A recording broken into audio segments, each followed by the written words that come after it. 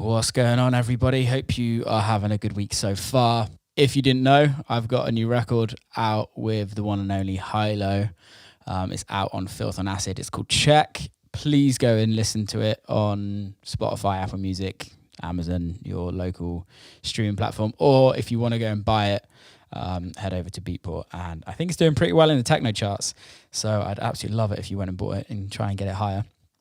That's a nice kind of leadway to this podcast. I have Hylo, aka Oliver Heldens, on. Also, sorry if I mess this pronunciation up, dude. Reinier Zonneveld, who is the owner of Filth On Acid, which is the record label that Check came out on.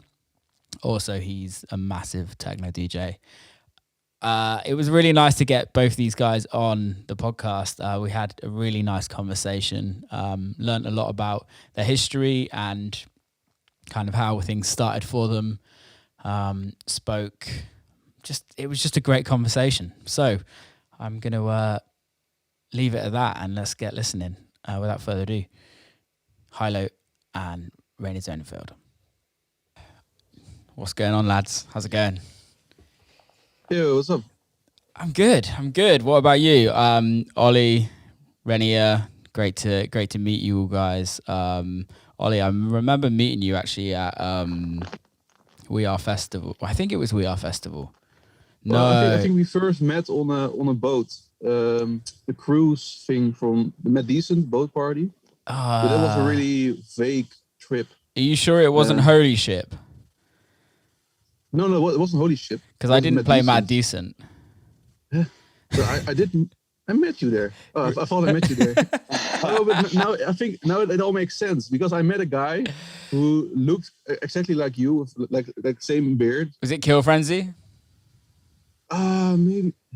Kill Frenzy. So Kill Frenzy used to look very similar, and everyone would literally they wouldn't have a clue who was who, and he'd get, oh, are you Will Clarke? And then I'd get, oh, are you Kill Frenzy? But I think the first time I met you was in a festival in London. Yeah, we are festival or Southwest. I think it was Southwest 4 actually. Yes, SW4. SW4. Yeah, that was it. Yeah. I did remember that. I played there. It was actually like pretty sick because I hosted a Hell Deep stage there. And I had Armand van Helden and Low Steppa, Idris Elba, Purple Disco Machine, Nora En Pure. It was like the craziest lineup ever. Yeah, it's mad for a Hell Deep stage. So I met you there, but I back then I thought that I thought that we had already met. Okay. And I actually was like, hey, he's actually a lot nicer now. Yeah, Kill Frenzy. He's from Belgium, I believe. Yeah, he is. Yeah, he's from Belgium. Is that close to you? He speaks Dutch. Yeah, but then I'm not sure if I met him at the boat party. Okay. But I did meet someone who looked like you, and I thought another lookalike. He must have been another lookalike. He must have been really fucking good looking. Anyway, that's all we know. Reinier, how's it going, man? Yeah, all good. Thank you. No, thanks for coming on. I really appreciate it. And first of all, we should probably talk about the record that's just come out. Check came out on Filth On Acid. If you haven't heard it, then you're living under a rock, but go check it out. This kind of all came from you, Ollie, sending me the record, the idea, and me kind of finishing it off. And then, I want to talk about the Hylo kind of project and also how the Hylo project kind of came to Filth On Acid as well, and how you guys kind of work on collabs so often, and you guys seem to have a dope friendship, which is nice to see. And also Ollie being doing your Oliver Heldens stuff, and then Reinier doing your Reinier Zonneveld. Sorry if I mispronounce your name, dude. It's fine, pretty good. So English and can't speak Dutch at all. But it is worlds apart, right? It's completely worlds apart. And I just kind of want to know the kind of vibe on how you two got together to do what you're doing now. Yeah, well, I think a year ago, maybe 1.5 or something, Ollie started sending tracks for his Hylo, alias. It was more techno stuff. And it sounds quite good and quite interesting. And I didn't really expect. I know him from his big hits, the radio tracks he does with Oliver Heldens. So I was quite surprised to see that in a pleasant way. And at some point, he sent me some things that sound so good. I was like, yeah, maybe we can tweak it a little bit, check it out in the studio and see what comes out. And then I think the first studio session, we made 2 tracks or something, the Saw of Olympus and another one. And it turned out it's super nice. We were both very happy with it. And also working in the studio was really a blast. Oliver is really a really good producer. And also sort of on the same line as myself with Techno. So that was, it works super nice. So basically every time we go in the studio, we finish a track or so. So it's super cool to work together. Did you guys know each other before you were like doing collabs? Or obviously you knew of each other, but were you mates beforehand or anything like that? No, I don't think so. We just knew each other online. Oh, cool. But actually, like one funny thing to mention, on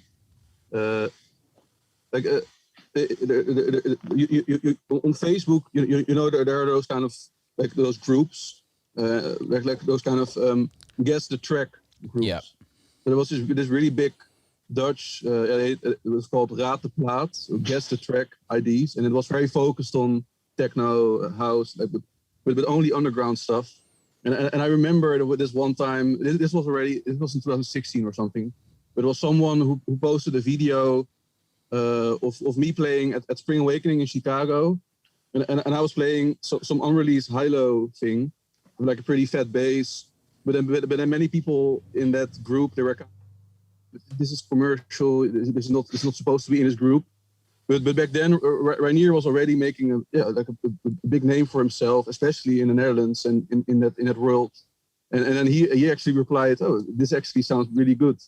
And then everyone was kind of silent, and then people were, "Yeah, it does sound really good." That was very interesting to see already. That, but also I think from my perspective, I broke through in like 2014. And 15 with the more future house stuff and like the more kind of very inspired on this UK house, deep house stuff. And I think actually that's also what Reinier and I discovered, is that we have actually more how you say that, like, overvlakkend, like more crossover, more fans in common than we would initially think, because many of my fans from 2015, 14, 15, 16, they actually grew up and they started to listen to techno as well. So they are now like diehard Reinier Zonneveld fans, or fans of like other more underground styles. So that was pretty interesting to see. It's really interesting that, because I've always said that like the more commercial kind of records that kind of do really well on radio and things like that is literally kind of a introduction to the house music, right? And from finding commercial records on radio, it then kind of puts them into the whole of house music, and then eventually they find techno eventually, or it might start like in the UK, like drum and bass is huge when you're a kid. So listening to drum and bass is like the thing, and then you slowly start to get into like slower genres of like house music. And then you start liking commercial house music, and then from commercial house music, you then go on to like maybe some like more clubby tech house stuff, and then eventually you come across Filth On Acid, and you're in the techno world. It's like a gateway drug, literally. But it's important, because I think people need different entries into the industry. I don't think many people go straight from techno. Reinier, how did you start? Was it literally techno from day one, or was it like where was dance music introduced to you? Basically in the Netherlands in the 90s, you would have like a lot of tracks that are now classics on the radio. Like for example, the first Rebirth or something would be played on the radio, which is kind of trance techno and tracks like that. I think I was always listening to a lot of different stuff, like basically literally all genres you can think of. There's, if you look far enough, there's always a track you like, But I think I really got into techno, at least listening to it, via my older brother. And he had some records from Emmanuel Top, I think when I was 12 or something. Yeah. And I was really like, okay, this is a bit different. Like hardcore, I also like the old school hardcore. But then I really found really interesting music. My dad used to have like a lot of old vinyls from, for example, Kraftwerk, which is also sort of techno. Yeah. And then from that, I started listening to other stuff. And basically, I think when I was 16, when I left to study in Rotterdam, I had a lot more time on hand, and I started to produce daily. And a friend there brought me to a techno party. I think with Richie Houghton or something. And I was immediately completely hooked by hearing it in the club and on a big sound system. And from that day, I was really like, I want to make techno. So was techno the first thing you made? No. I made, I was already playing around when I was pretty young. I got a copy of Reason from an uncle. Like, I think Reason 2 or something. Classic. I never read manuals. And as a kid of 10 years old to try Reason, it was pretty hard. So it took me a couple of days to get even the sound out of it. But couple of days. Like, okay. That's pretty quick good going for 2 days in Reason. And then you get the hang of it, and you could program melodies and stuff. And then I made something. It was electronic, let's say that, but like could be all over the place. Could be like ambient, could be like more hip hop, maybe some sort of trance thing, maybe a bit sort of old school techno. But I was just playing around, and then really producing techno was when I was 16. That's amazing. Is gaba still massive in the Netherlands? Yeah, it really.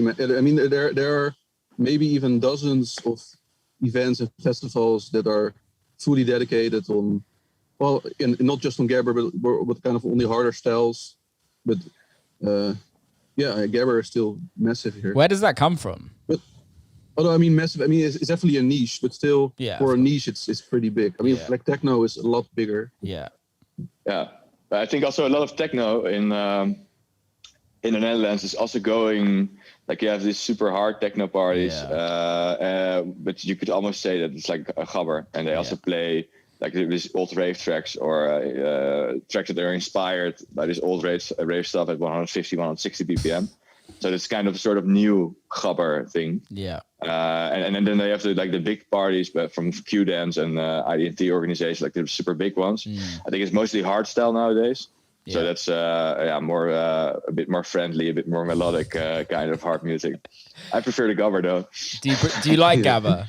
Yeah, definitely. Really? Old school hardcore and stuff. But I think if you listen to those old records like the 90s stuff and early 2000, these tracks are basically like what we call techno now. Sometimes like 140 BPM and raw, nice.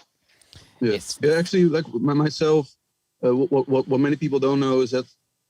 My first love in electronic music was actually more the harder styles of dance music. I mean that's not completely true because first it was Eurodance. Nice. Like my pleasure. Guilty pleasure all the way. Like my first memory as a kid was dancing in kindergarten on 2 Unlimited. There's No Limit. Yeah, classic. Nice. So definitely, and it also has, it sounds very ravey, that track actually. But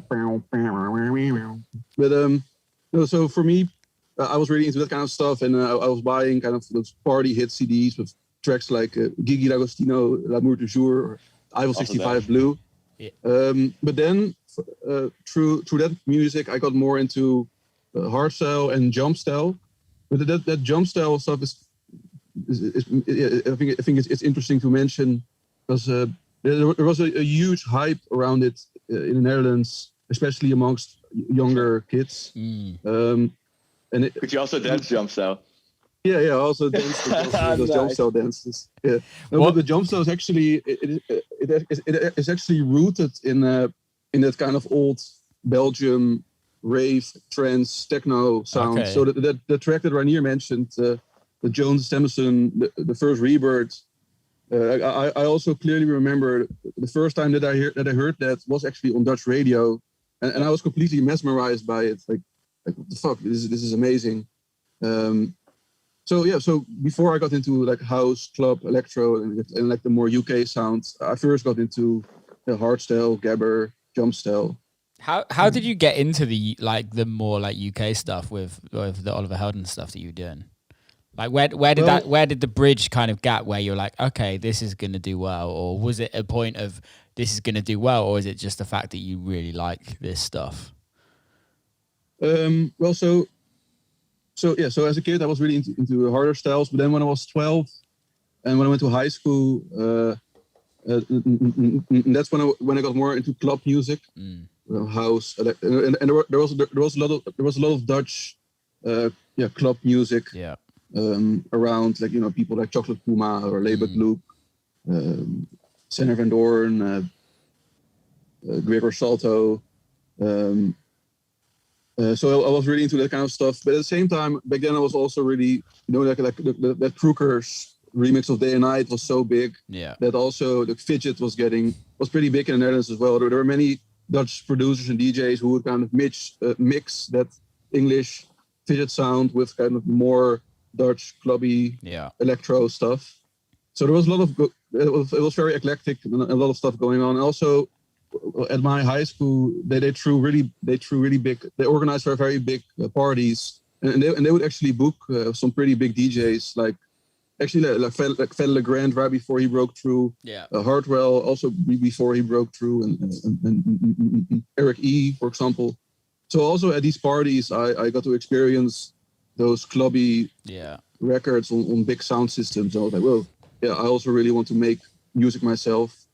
So those first few years, the kind of sound that I was going for was kind of this. I call it the sneakers sound. Sneakers was a sub-label spinning.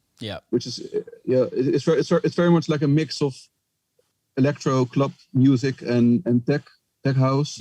Although it's not tech house at all. It's really like a mix. And then from there, I won't try to make this short. But from there, I got more into progressive stuff because of the likes of Axwell and like the early Avicii stuff. So from there, I got more and more into the progressive big room EDM style. Also because it for me it was kind of a throwback to the hardstyle stuff. So then I got into a period of making like big room festival bangers. But for me. But then it all changed for me in, I think, like the end of 2012 or early 2013, when I heard like Disclosure, their stuff, and from there I got introduced to like Shadow Child and Dusky, Julio Bashmore, MK, and for me that was very refreshing. That whole UK deep house sound, but at the same time that UK deep house sound from those artists also kind of brought me back to that 2008 Dutch clubhouse sound. So since then I started to make more of those housey tunes again, but then a little bit more futuristic and a little bit more big room than the UK house sound. And so that's when I made Gecko. Because the UK house was like it kind of downplayed everything a little bit. It was like let's say for instance Dusky it was really amazing music. But it didn't go that next level of commerciality, if you know what I mean. It wasn't that accessible compared to some of the stuff that you did.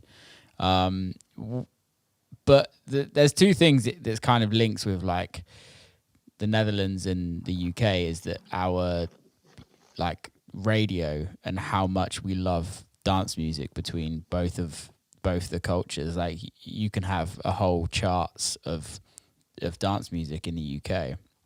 And it's only been the last few years where hip hop has kind of taken a big part of the charts. What was it like growing up in the Netherlands with pretty much house and techno and dance stuff on the radio? Like, was that a huge influence? Yeah, definitely. There would always be, as far as I can remember, there would always be dance tracks topping the charts from time to time, and even some underground stuff. Sometimes hitting the charts.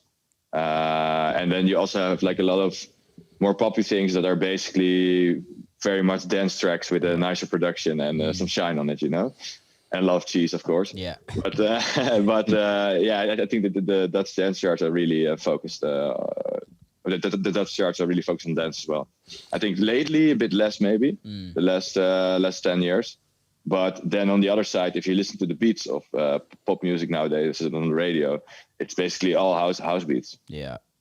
Yeah. We're so different to America, where majority of America, you get the odd house beat, but in America, majority is hip hop or rock, especially rock from like 5-10 years ago. But now it's all hip hop, trap, and everything like that. What is it about the Netherlands that had this like dance music history? Because there's so many DJs, like very famous DJs from the Netherlands. Like, it's such a small country. Like, where did that come from?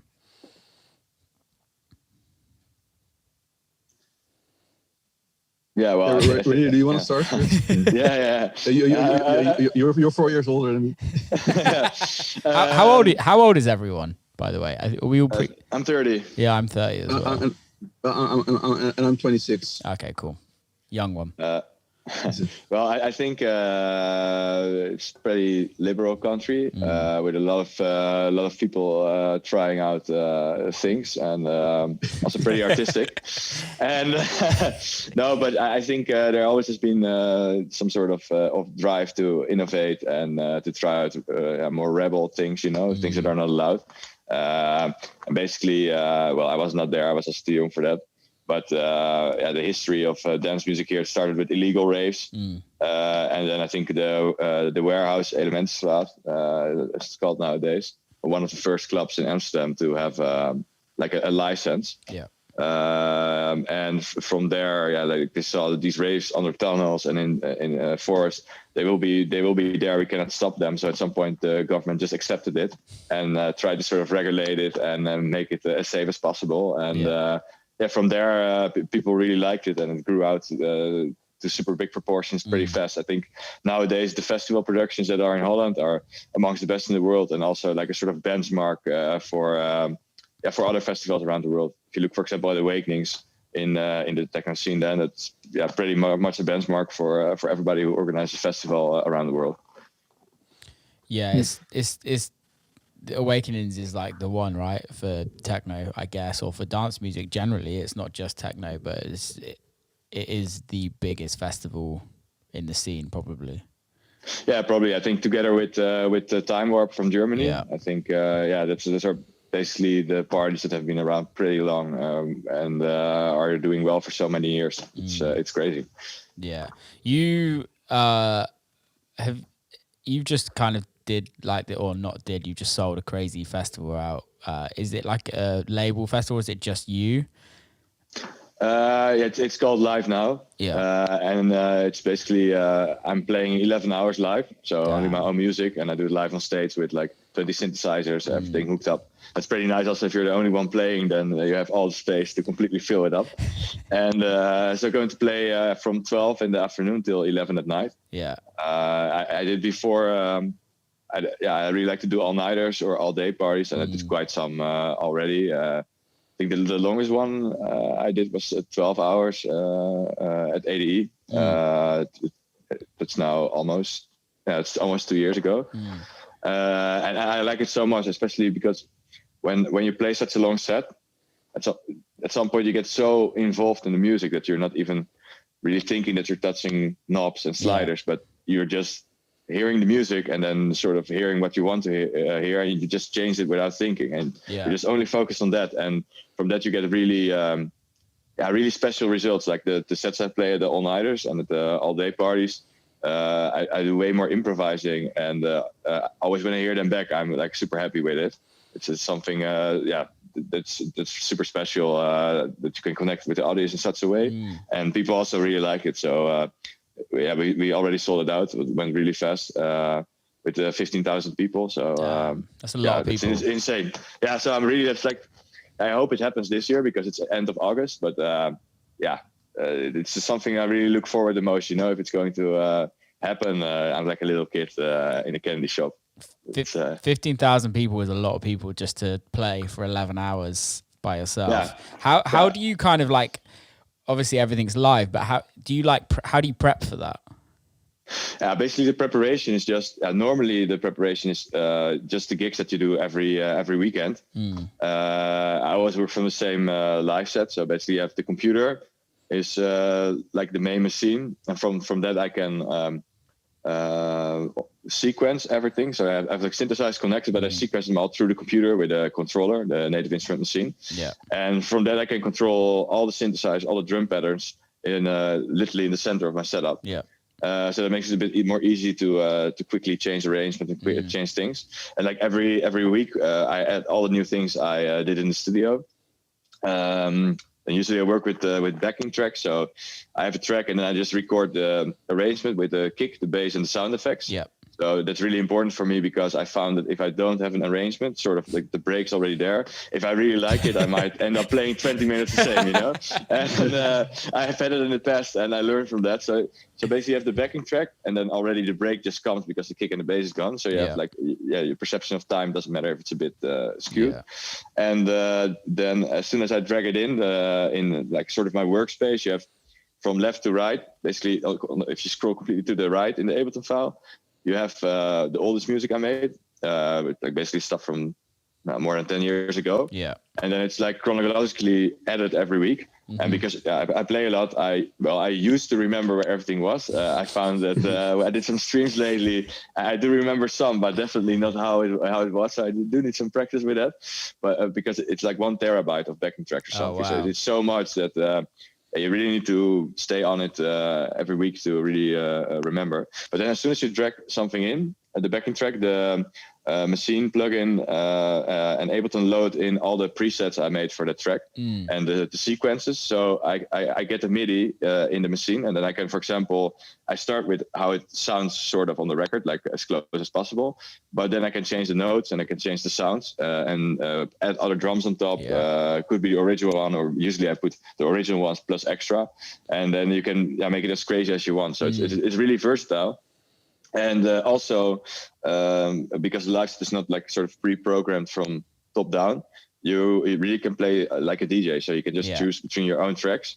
And that way it's also possible to play way longer. The preparation usually is, it's playing like all year long and getting more acquainted with your live set. But the other preparation is to really check everything for bugs, to really make sure that the fans are all clean of dust. And I usually have the same setup 2 times and some things even 3 times. So if my laptop would fry on stage, I just hook in another one. Okay.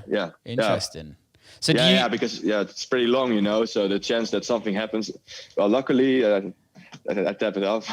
Luckily it never happened, but you should be prepared, you know. So do you always play live when you play? Is it always? Always. Yeah.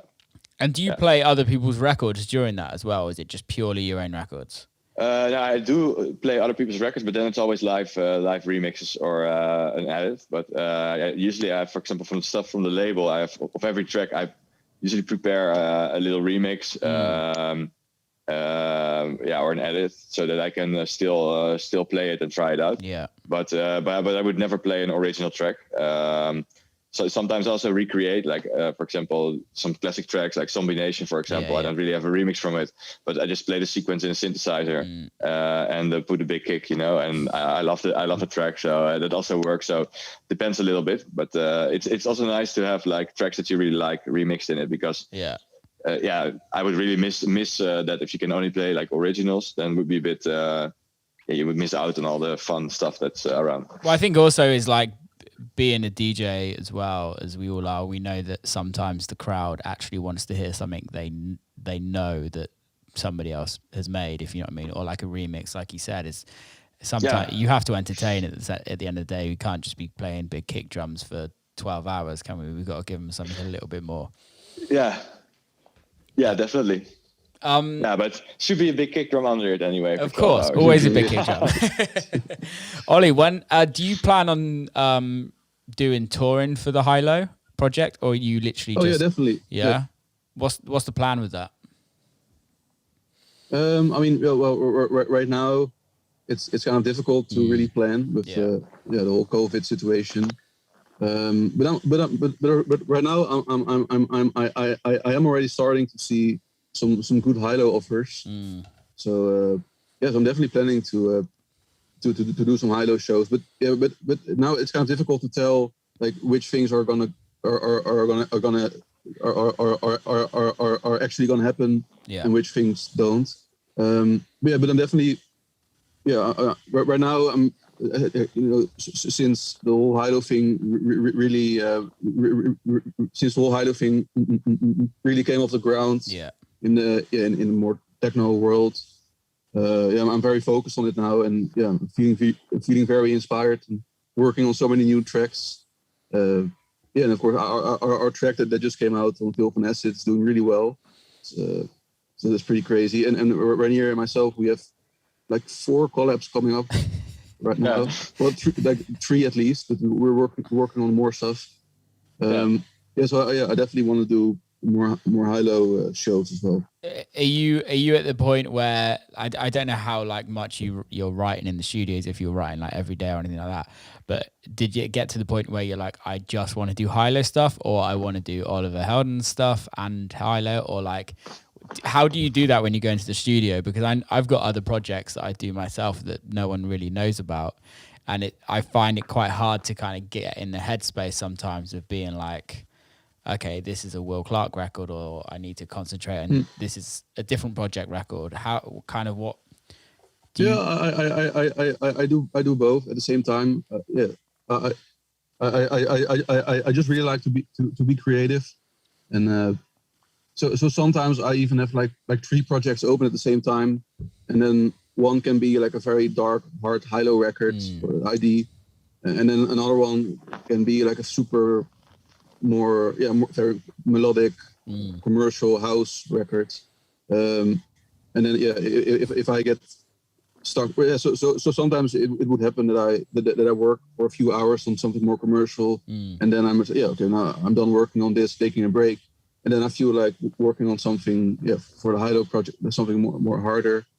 So I'm kind of all over the place. I'm not super organized, and I just get creative, and then many awesome things happen.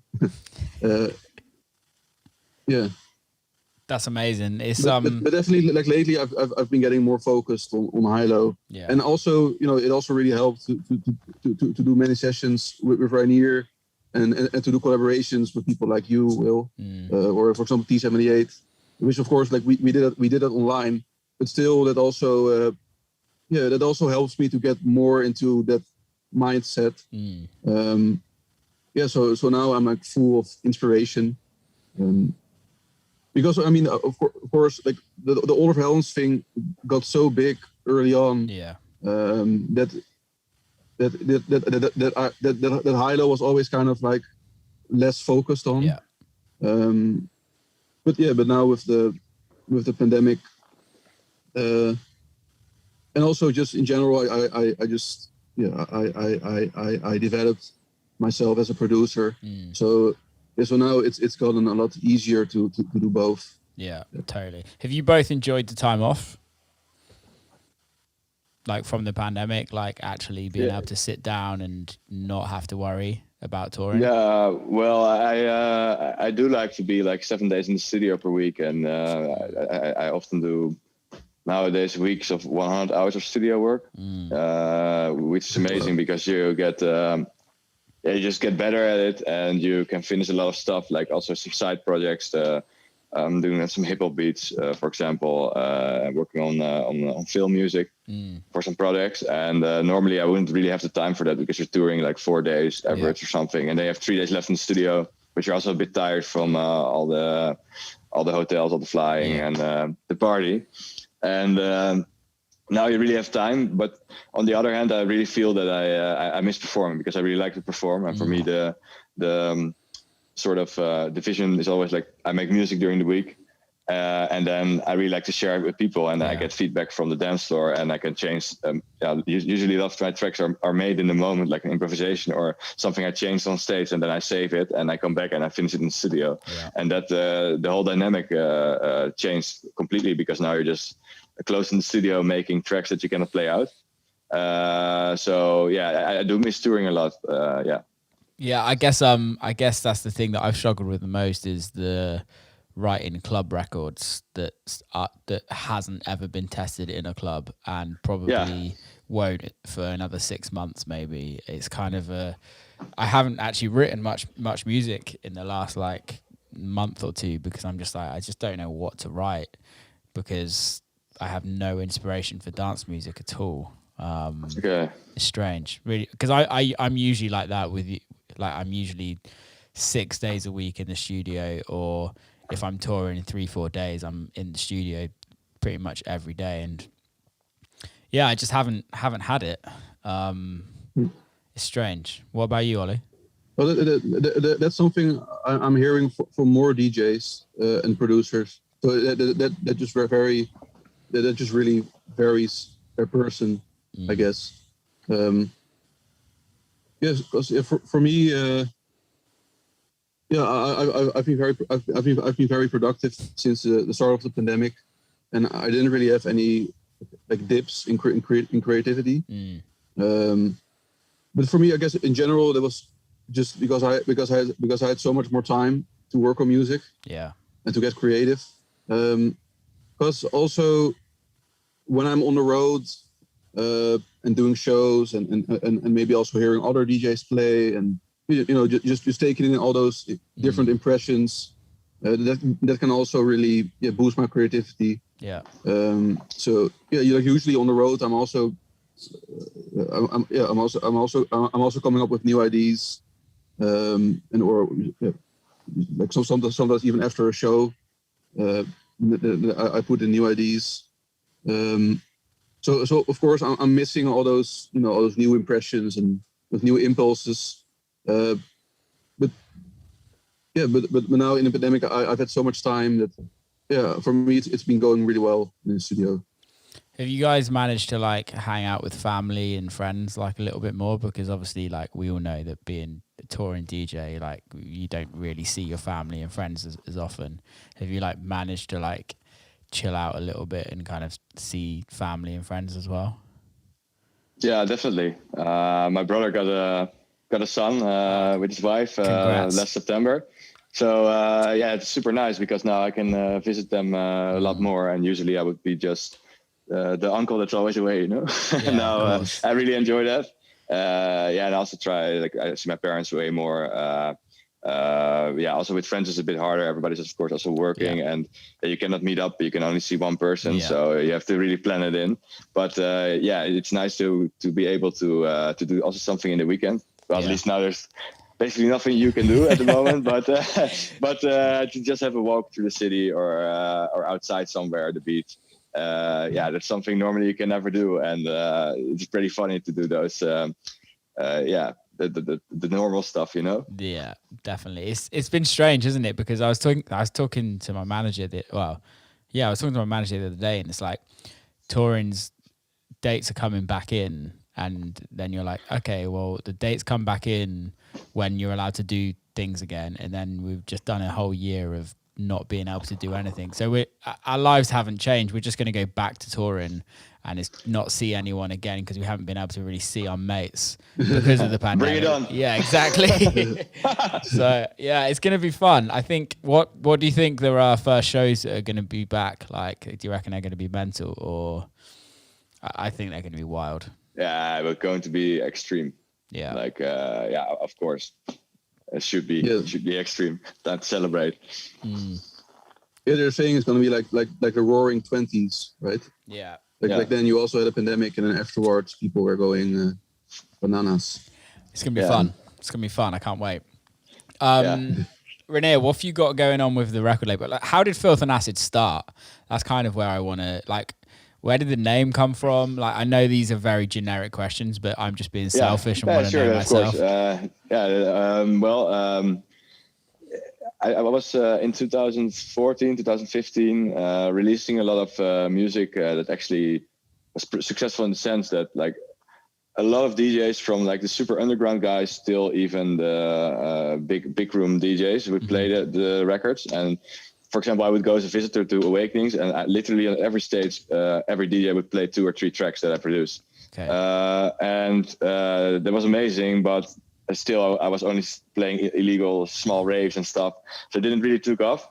But then suddenly, like in 2016, like the start of 2016, it really exploded and went really fast from there. But then I like sort of encountered a new problem, because I was playing a lot with the live set. I got like a lot of ideas, and I had tracks that I knew they worked really good, and I liked them a lot. It was really from the heart, but it completely didn't fit any of the labels I was releasing with, and they'd say, "Yeah, this is a shit track," or "This is not good. Try to write something like this." And I don't like that, I want to be innovative and to make something that I really like, that I would want to hear. And especially if you can see that the track is working like a rocket on the dance floor, but still not able to release everything. I came up with the idea to start a label. And then one of my best friends that I know for a long time, Axel, that's now also became my manager.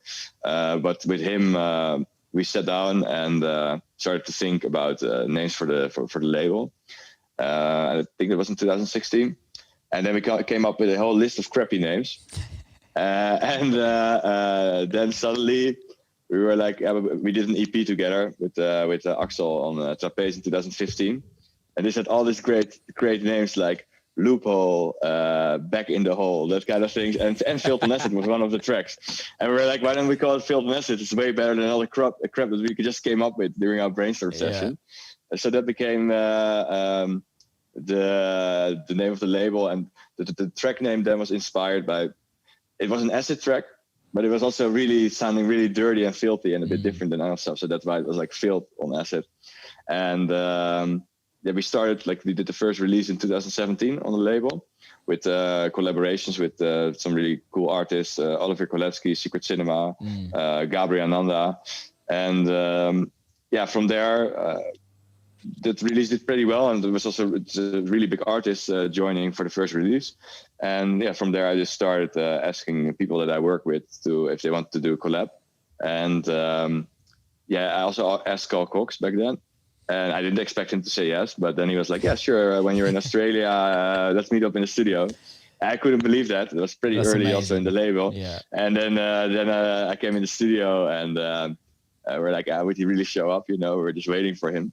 And suddenly he was there, and he said, "Okay, let's make a track." And that track, it's one of the most successful tracks on Filth On Acid. And there's streams and stuff.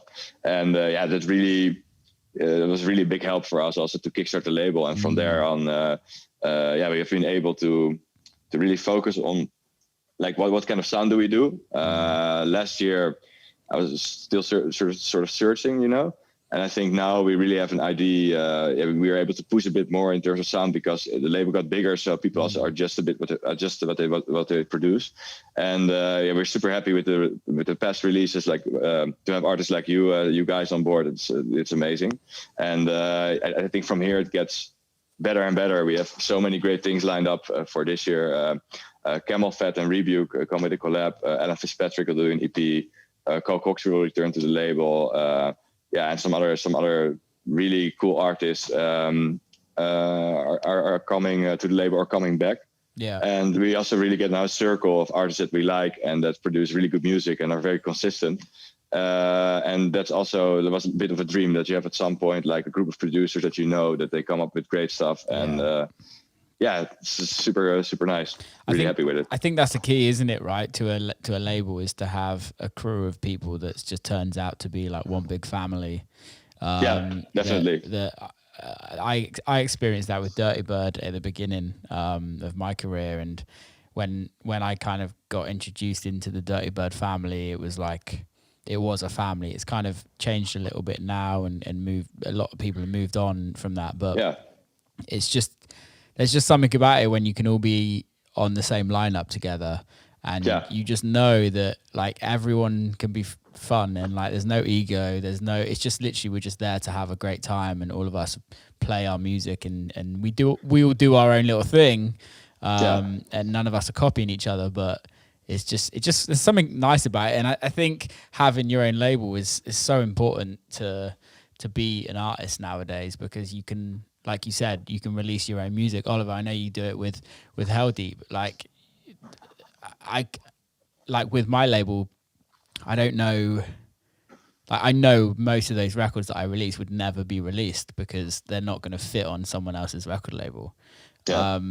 Oliver, how do you find that? Do you release everything on your label as Oliver Heldens now, or do you kind of flick between different record labels? Well, like on my label, I'm pretty versatile. So I release some pretty commercial stuff on the label, but also it's mainly focused on more club stuff, kind of future house or tech house, bass house, club. But actually, we also now we had a couple of techno releases, and actually, like our first proper techno release was actually the number one most selling techno track of the year, which was insane, with the Kai Tressid and Mogwai track DD64. Yeah, it was big. Which was also kind of the return of Kai Tressid, who was a real legend here in Europe, in that sound. But yeah, for me myself. I also like to release on other labels. And now with Hylo, there was definitely kind of like a strategy behind it to kind of distantiate it a little bit from Oliver Heldens, because people they can get a little bit confused. So for example, like my track Poseidon, which I did as Hylo in 2019, that was kind of for me like the start of a new chapter. There was like a very heavy, big room techno, future techno records that actually that got picked up by like people like Enrico Sangiuliano and Umek, who were big inspirations for me, and they started playing it in many of their sets. But then what's frustrating is that Beatport they would categorize it as electro house. And back then, like for example, Umek, he told me that it was one of his favorite tracks of the year, and that if that was released on a techno label, then it would have crushed the techno charts. So from there, I was like, I should really try to make a little plan behind Hylo with this new sound. So then I started to release a track on Mousetrap, which wasn't purely techno. But it was also around the time that I started to send stuff to Reinier, and that he started to give some feedback. So this track was also not something that fitted on Filth On Acid, but it was a great fit for Mousetrap. And then that was already kind of picking up a little bit of support from the techno world and charting in the techno charts. And then I started, and then Sion from Octopus, he also noticed those records, Zeus and Poseidon, and he was wondering what else I was working on. So then I did 2 releases on Octopus with Kronos and Athena, those 2 records. And and from there everything just really got kicked off. And since then I started to do collabs with Reinier, with you, with T78, and now everything really comes together with the Hylo project. But also I'm also as Oliver Heldens, I'm open to releasing on different labels. Like last year, I did a track on Tour Room as Oliver Heldens, because that was also like a more like old school house, ravey, techy kind of record. So in the future I'm also open to really to release on other labels. Also recently I did a remix for Above and Beyond on their label on Junap, which was also a little bit more trancey, progressive. And I'm doing a really exciting remix now for Roger Sanchez, Another Chance, which is actually going to be kind of a little bit more progressive, Camel Fat style, but still like full on, like still high energy. It's kind of like a mix between my style and more progressive Camel Fat stuff.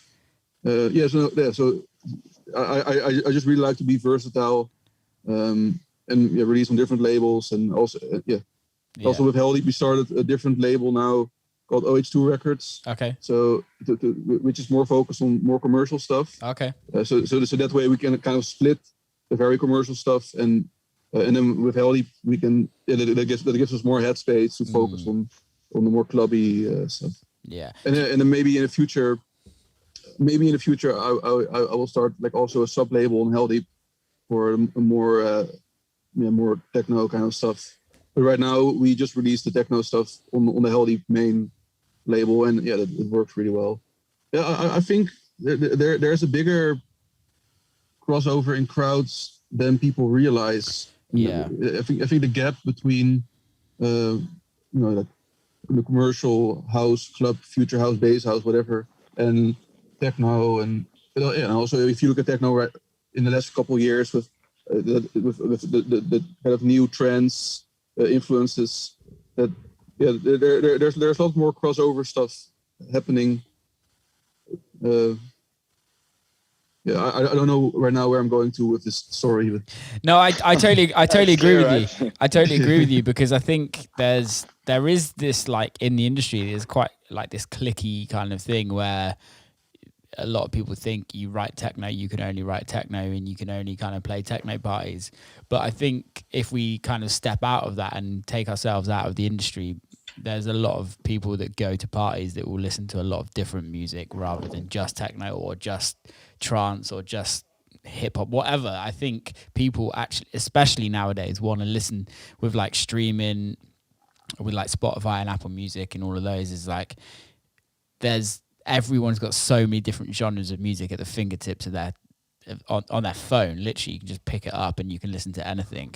And all these algorithms are kind of sending you lots of different genres of music every day. So I think it actually has broadened the like fan base of what people listen to. I don't know if you guys have kind of experienced that as well. And in general, just there's genres, those subgenres over all those years, they've just fluctuated more and more into each other.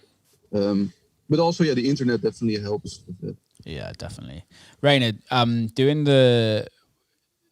with like streaming, and then like obviously record sales as well, have you noticed streaming really helping the like income of a record label, or do you find it's more like sales on Beatport, etc., etc.?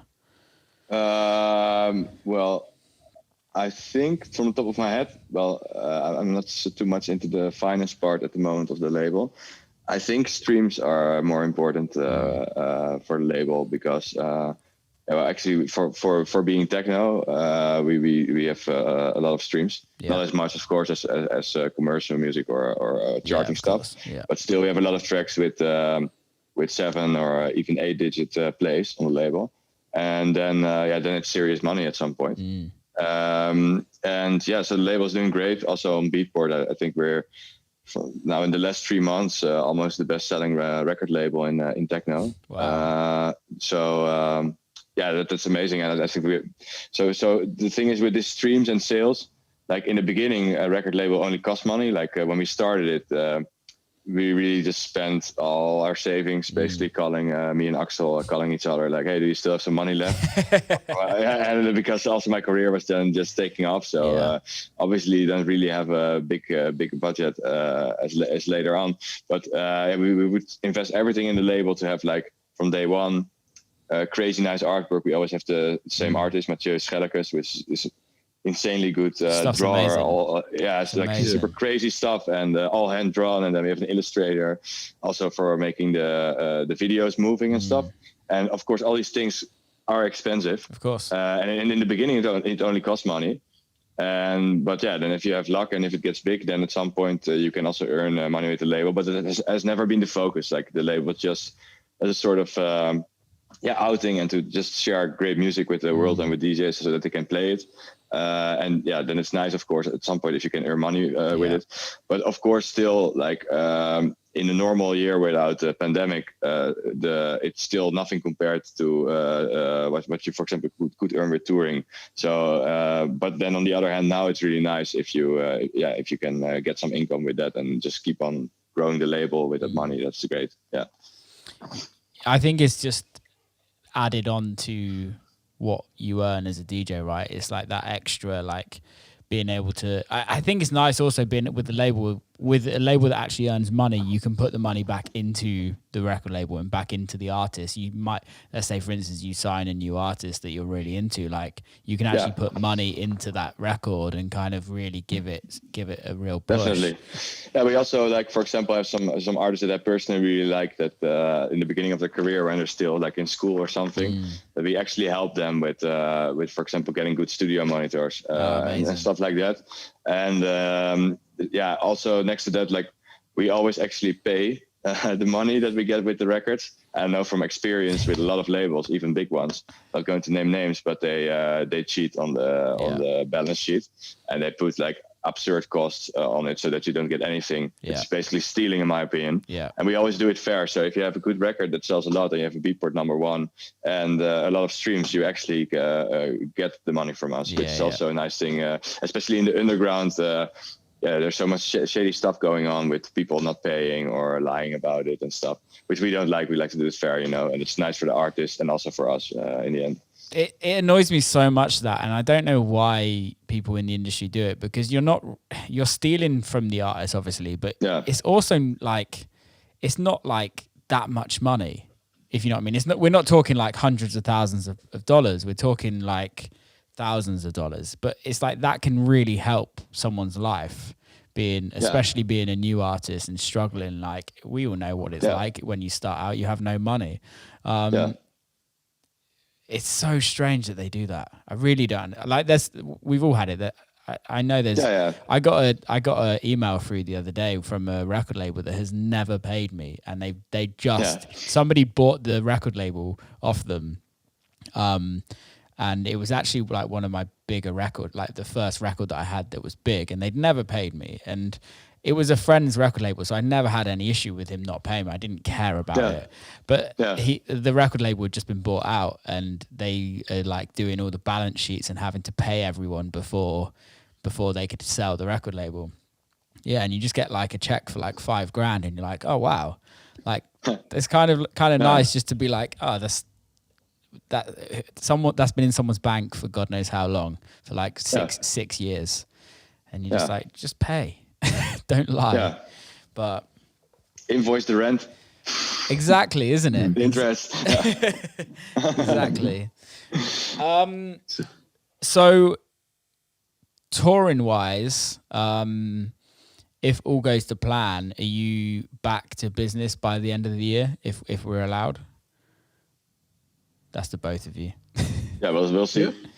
That depends really. I think it will just start up slowly. Like some areas are vaccinating really fast at the moment, and there's already stuff happening and going on. So that's maybe also a good thing that you don't get like in 1 week you go from no touring to 5 gigs per weekend, but you just slide into it. So I guess there will be a sort of crossover time that you maybe do a gig sometimes here and there, and then at some point it goes back to normal. Do you guys want to, like, during the pandemic? Obviously, we've all had time off, and it's, I don't know, but I've quite enjoyed it. But do you guys think you're gonna do as much as you were beforehand, or are you gonna try and like actually spend more time in the cities that you're traveling in and like enjoy the touring side of it more, or are you just gonna, like, when the opportunity comes, go balls to the wall and just tour as much as you can again? Well, in my case, I did already slow down on touring since 2018. Yeah, but you were touring like everywhere. Yeah, true. Especially those first few years, 2014, 15, 16, these were crazy. And then in 2018, I was like, hey, I really want to slow down a little bit. So I had more time to make music again. So in 2018, I went from 150 shows to like 110 shows. And in 2019, I did the same, like around 110 shows. And that's already a big difference from 150. So, well, and then I also was struggling a little bit with some mental issues because I have bipolar disorder, and I started to kind of have like manic episodes more frequently, But then actually in 2019 it started, to get more frequent. And then actually in the summer of 2019, it was the first time that I had to cancel a show because of mental issues. Because that never happened before that I had to cancel the show because of that.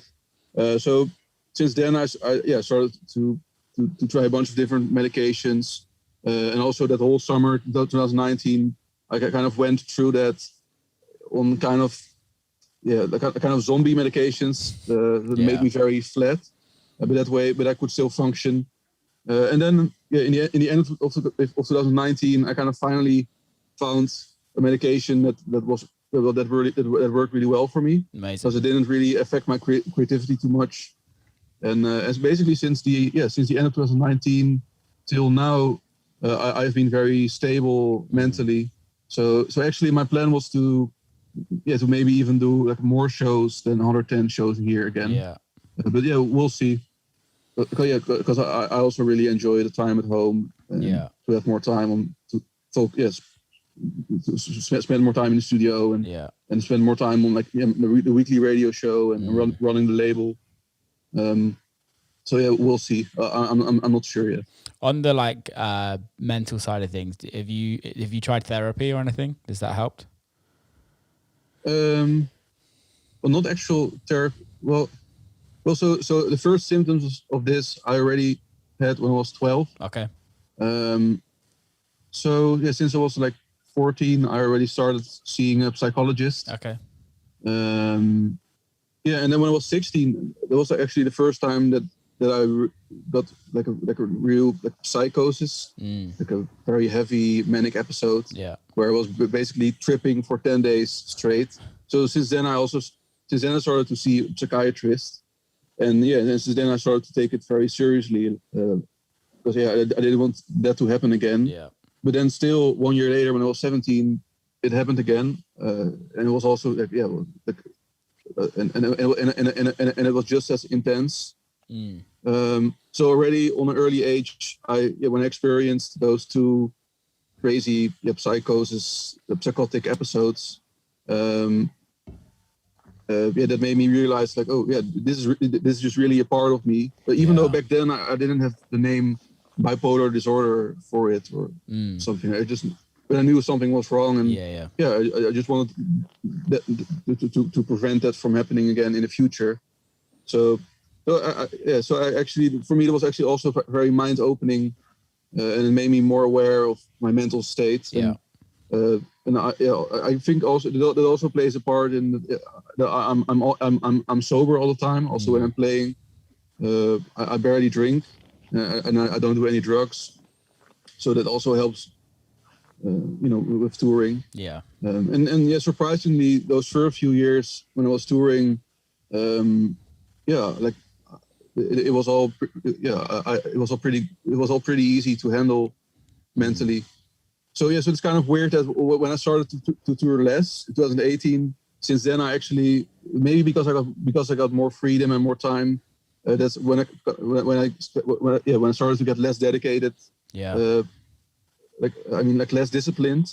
And since then I slipped a little bit more and got more into those manic episodes. Okay. But now I'm very happy that in the last one and a half year, I've been very stable again. That's cool, man. That's cool. Do you find routine is really helpful for you?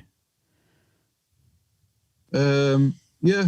I mean, structure is really helpful, but I'm not really a big fan of planning and structure. Yeah, I don't know. It's I mean, it's always it's trying to find some kind of balance. But probably with structure definitely helps with this. Definitely. But the thing about this though is it's kind of like a blessing and a curse. It's like a double-edged sword, because when I'm basically kind of the pre-phase of a manic episode is called hypomania, and in that pre-phase you're actually like super active, productive, creative, and it's kind of like a feedback loop. Yeah. But then when you go too crazy and you don't sleep, then that can really spiral up, and then you get like very paranoid. Yeah. So it's very tempting to kind of hit those hypomanic episodes, and then don't slip through to manic episodes, because it makes me even more creative. Yeah. So it's a blessing and a curse, and I'm just really lucky that I've kind of accepted it from an early age, and that I looked for help since an early age. And also, you know, with many bipolar people, they fall into things like addiction. Yeah. And that's really killing when you're both addicted but also get into those episodes. Yeah. It's super interesting stuff, because I think the thing is a lot of people, we all have issues, right, in life. Like everyone has issues. Like every average Joe walking down the street has issues, and I think in like the music industry, I think it's a lot more talked. It's talked about a lot more with mental health and everything like that. But also in the kind of the DJ and electronic side of things, it's not really spoken about that much, or it's spoken about because it's fashionable to speak about, but it's not really actually spoken about that much. And I think it's still very new to talk about it. Yeah, of course. And I think a lot of people actually struggle to talk about it. And also I think a lot of people don't expect us to have issues with our careers or our lives, because we live the fucking best lives anyone could ever wish for, right? But I do think that it needs to be spoke about more. Reinier, have you ever struggled with like touring, with like just being constantly on, or is it just like something that you're not really don't really have any issues with?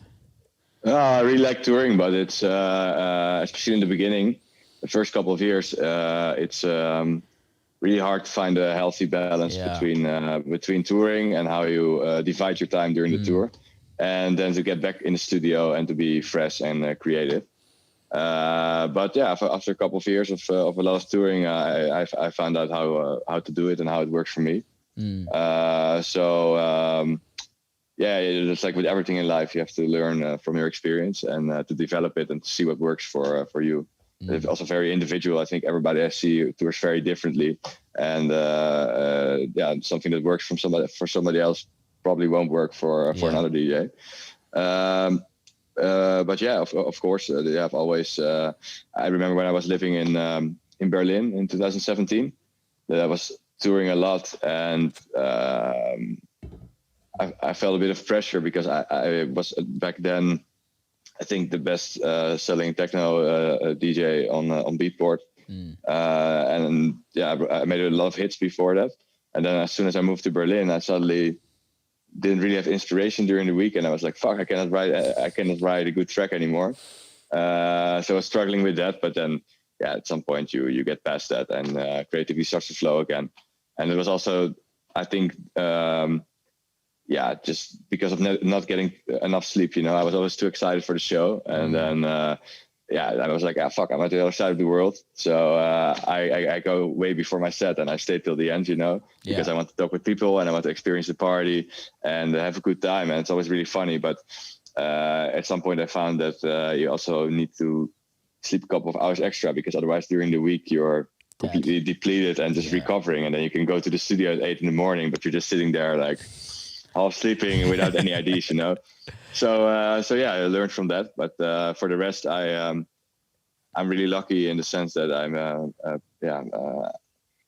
I can pretty much switch off any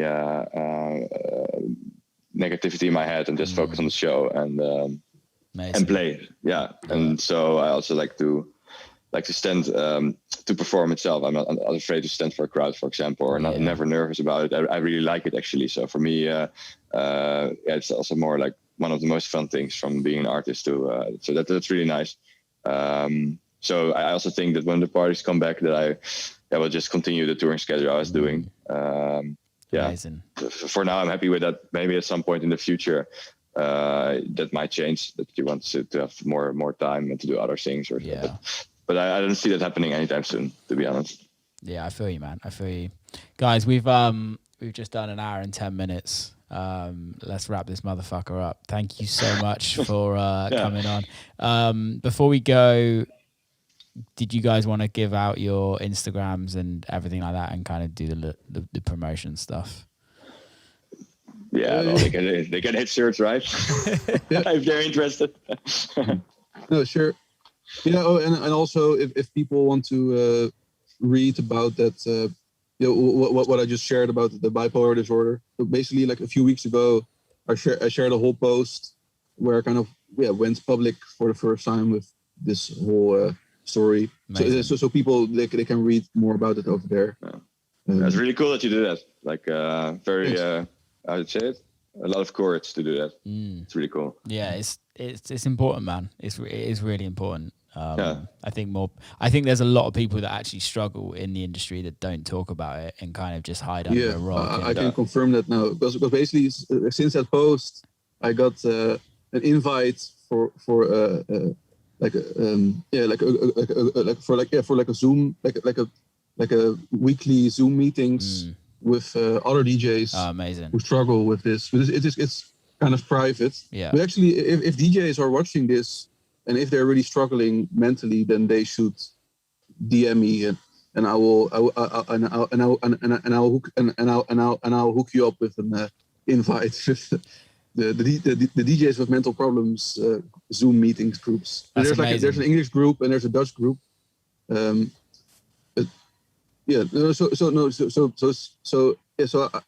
Recently I discovered after I shared that whole post, and now I'm in this group that there's actually some other DJs, also big DJs, who are definitely struggling, and it's definitely a problem all across the board. Yeah, just with creative people in general. Yeah. So, I really hope that more people are going to be more open about this.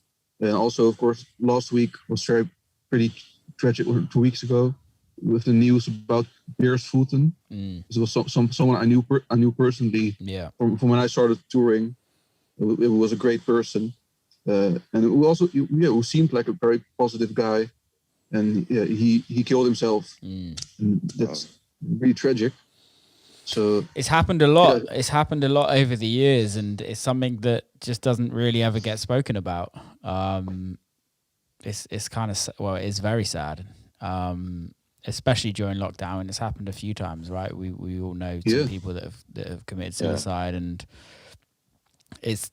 I don't know how it can change. I don't know how the industry can, because being an artist, as we kind of are, I don't like using that word, but being artists as people, like a lot of us can be very introverted and very stick in a dark room, in a dark studio, and just stay in there for hours upon end, and kind of always self-analyze absolutely everything. A record comes out, it doesn't do well, like things in your normal life and aren't going so well. It's very easy to kind of go into this like hole of just negativity, really. But I think already,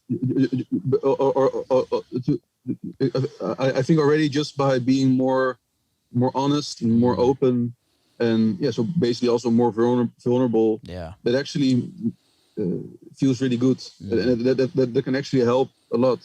That's also what I heard from some of those other DJs who are really struggling, who haven't really gone out like full on public in front of their fans, but who said that it helped them already so much that they could just share their stories with other like-minded people. And amazing. And so I think to be being more honest and more open, that can already help a lot. No, man, I agree. Guys, thank you so much for coming on. Ollie, thanks for writing the record with me, man. It was great. Reinier, thanks for releasing I'm really happy with it. Thanks for releasing it on Filth On Acid. Thank you for having us, man. Super good. It's a pleasure. Keep in touch, and hopefully see you guys in a rave sometime soon. Yes. Peace out, guys. Thank you so much. Take it easy. Yes, thank you very much. See ya. See you. Later. And that is a wrap. Absolutely loved that show. It got really quite deep at the end, and it was really, really special. I really liked that. Thank you to both the lads for coming on. If you like that, please share. Please send it to your friends. Don't forget to subscribe. Give us a little comment in the comment section. Keep safe. See you soon.